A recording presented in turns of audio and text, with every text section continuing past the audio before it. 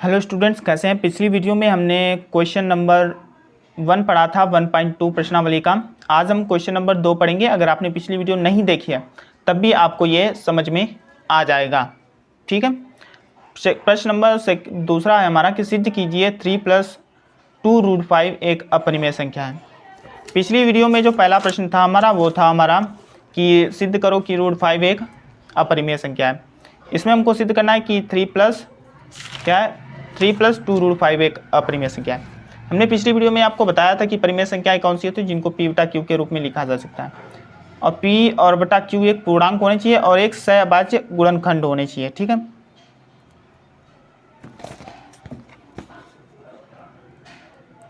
सहअभाज्य गुणनखंड।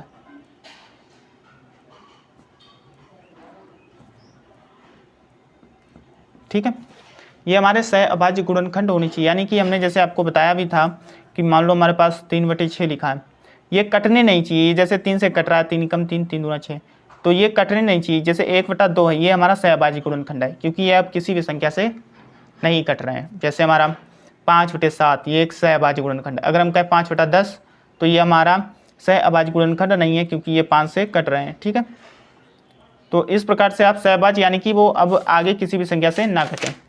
तो हम देखते हैं प्रश्न नंबर 2 है। अगर आप इसको समझ गए तो प्रश्न नंबर आपसे 1 भी हो जाएगा। ठीक है, स्टार्ट करते हैं।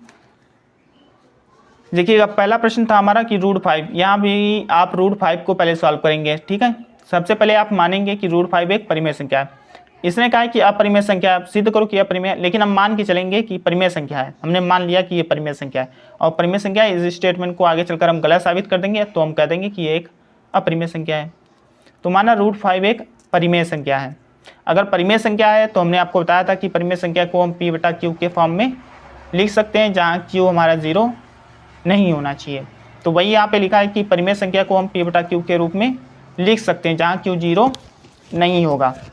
और जो p और q होंगे हमारे वो एक सहअभाज्य पूर्णांक होंगे। ठीक है, p व q हमारे एक सहअभाज्य पूर्णांक होंगे, यानी कि वो किसी भी संख्या से कटने नहीं चाहिए, एक सहअभाज्य गुणनखंड होने चाहिए।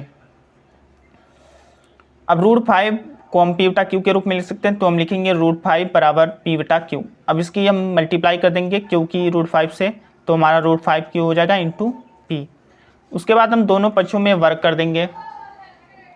जब हम दोनों पक्षों में वर्ग करेंगे तो √5 q का होल स्क्वायर बराबर p का होल स्क्वायर। अब √5 q² हो गया हमारा, इधर p², इतना तो कर ही लेंगे, इसको समीकरण 1 कर देंगे। अब यहाँ पे कॉन्सेप्ट आता है कि p² अगर 5 से डिवाइड है तो हमारा p भी 5 से डिवाइड होगा। हमने कल की वीडियो में आपको बताया था कि अगर हमारा कोई भी संख्या का वर्ग अगर किसी भी संख्या से अगर डिवाइड हो रहा है तो वो संख्या भी हमारी उस संख्या से डिवाइड होगी।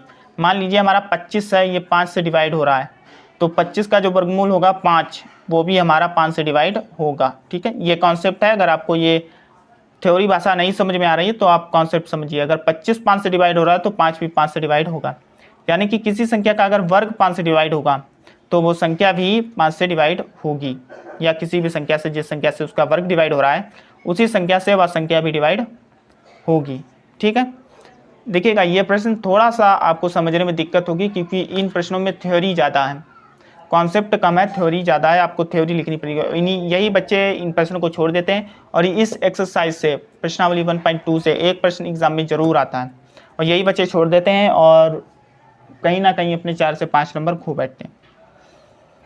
तो यहाँ अगर p² 5 से डिवाइड है तो अतः p भी हमारा 5 से डिवाइड होगा। इतनी बात समझ गए आप। अतः p बराबर 5 के, यानी कि अगर 5 से डिवाइड हो रहा है तो 5 का मल्टीप्लाई होगा। ठीक, तो अतः p बराबर 5 के, जहाँ के एक पूर्णांक है। ठीक है, जैसे ये 25 जो लिखा है इसको हम 5 गुणे 5 लिख सकते हैं। ठीक है, 5 का मल्टीप्लाई है। ठीक, तो p बराबर 5 के, जहाँ के कोई पूर्णांक है। समीकरण इसको 2 हम दे देंगे। समीकरण 1 में p का मान रखेंगे। समीकरण 1 हमने माना था 5q² बराबर p², इसको समीकरण 1 माना था। समीकरण 2 है p बराबर 5 के। अब p बराबर 5 के है, ये समीकरण 1 में p की वैल्यू रख देंगे। तो हमने p की वैल्यू रख दी 5 के, इसका स्क्वायर कर दिया उसी समीकरण में, तो q² बराबर हमारा 5k² हो जाएगा। k² कैसे हो गया, यहाँ पे देखिएगा 5q², यहाँ पे जब हम वर्क करेंगे तो हमारा हो जाएगा 25 के स्क्वायर, और ये 5 और ये 5 25 कट जाएगा तो हमारा 5k स्क्वायर आ जाएगा। ठीक है, 5k स्क्वायर, इसको हम समीकरण 3 मान लेंगे। अब यहाँ पे फिर से हम लिख देंगे कि क्यू स्क्वायर, देखिएगा यहाँ पे ये 5 है, ये मल्टीप्लाई में, इसको जब हम यहाँ पे लाएंगे तो ये हमारा हो जाएगा क्यू स्क्वायर बटे 5 बराबर के स्क्वायर, ऐसा लिख सकते हैं। ठीक है, लिख सकते हैं या नहीं, तो इसको हम इस तरीके से लिख सकते हैं। तो यहाँ पे देखिएगा क्यू स्क्वायर जो है ये 5 से डिवाइड हो रहा है, यानी कि क्यू स्क्वायर 5 से विभाज्य है, और जबकि स्क्वायर 5 से विभाज्य है तब हमारा क्यू भी 5 से विभाज्य होगा। ठीक है, अतः हमारे द्वारा दी गई संकल्पना या कल्पना जो भी आप कहें असत्य पाई गई है, कि हमने जो कहा था कि हम पी बटा क्यू के रूप में लिख सकते हैं, उसको परिमेय माना था, तो वो संकल्पना गलत मानी गई है, गलत पाई गई है। क्योंकि यहाँ पे जो P जो हमारा Q है वो भी 5 से डिवाइड हो रहा है, और ऊपर जो हमने सॉल्व किया था कि P ये भी 5 से डिवाइड हो रहा है, यानी कि P और Q दोनों 5 से डिवाइड हो रहे हैं। और हमने आपको बताया था कि परिमेय संख्या कब होगी, जब P और Q एक सहअभाज्य गुणनखंड होंगे। ठीक है, किसी भी संख्या से ना कटें। यहाँ पे P भी 5 से कट रहा है और Q भी 5 से कट रहा है। ठीक है, तो ये दोनों कट रहे हैं 5 से, तो ये परिमेय संख्या नहीं होगी। वहीं यहाँ पे लिखा गया है कि अतः हमारे द्वारा मानी गई कल्पना गलत या असत्य पाई गई है। यहाँ पे लिख देंगे अतः रूट 5 को P बटा Q के रूप में नहीं लिखा जा सकता है, तब रूट 5 अपरिमेय संख्या होगी। P बटा Q यानी कि परिमेय संख्या के रूप में नहीं लिखा जा सकता है। ठीक है, अगर आपने प्रश्न पहला नहीं देखा है तो आप यहाँ तक करेंगे। ठीक है, आप प्रश्न जो पहला है उसका सल्यूशन यहाँ तक है। अब यहाँ से शुरू होगा प्रश्न नंबर 2, मतलब इसके आगे की पहला प्रश्न बिल्कुल आप ऐसे लिखेंगे। उसके बाद देखिएगा, अगर कोई भी अपरिमेय संख्या है उसमें हम अगर किसी भी संख्या की मल्टीप्लाई करें, मान लो रूट 5 है, किसी भी संख्या की मल्टीप्लाई करेंगे तब भी ये अपरिमेय संख्या रहेगी। अगर इसमें हम कुछ जोड़ दें तब भी ये अपरिमेय संख्या रहेगी, या किसी भी संख्या से डिवाइड कर दें तब भी ये अपरिमेय संख्या रहेगी। तो वहीं यहाँ पे नोट में आप लिख लेंगे ताकि आपको याद रहे जब भी आप रिवीजन करें। किसी अपरिमेय संख्या में किसी परिमेय संख्या की गुणा जोड़ने या घटाने पर अपरिमेय संख्या ही प्राप्त होगी। उसके बाद आप लिखेंगे कि रूट 5 एक अपरिमेय संख्या है और इसमें 2 से गुणा करके 3 जोड़ने पर, यहाँ पे देखिएगा प्रश्न में रूट 5 इतना तो हमने सॉल्व कर दिया कि ये एक अपरिमेय संख्या है। ठीक है, इतना सॉल्व कर दिया हमने कि ये एक अपरिमेय संख्या है। अब इसमें अगर 2 से मल्टीप्लाई भी कर देंगे रूट 5 में तो भी ये एक अपरिमेय संख्या ही प्राप्त होगी, और उसके बाद अगर हम 3 जोड़ भी देंगे तब भी हमको अपरिमेय संख्या प्राप्त होगी। तो उसी को हम थ्योरी के रूप में लिखेंगे कि रूट 5 एक अपरिमेय संख्या है और इसमें 2 से गुणा करके 3 जोड़ने पर हमें अपरिमेय संख्या ही प्राप्त होगी, अतः 3 + 2 रूट 5 अपरिमेय संख्या है। तो इस प्रकार से आप प्रश्न को सॉल्व करेंगे। आप में से शायद बहुत से बच्चों को ये प्रश्न ना समझ में आया, क्योंकि इस प्रश्न में कॉन्सेप्ट कम है और थ्योरी ज़्यादा है। थ्योरी की वजह से बच्चों को समझने में थोड़ी सी दिक्कत होती है। अगर आपको समझ में नहीं आया तो वीडियो को आप दोबारा देख सकते हैं। तो इसी प्रकार से आप प्रश्न नंबर 3 सॉल्व करेंगे। ठीक है, प्रश्न नंबर 3 में 3 आपके क्वेश्चन है 1/√2, और ये देखिएगा 7।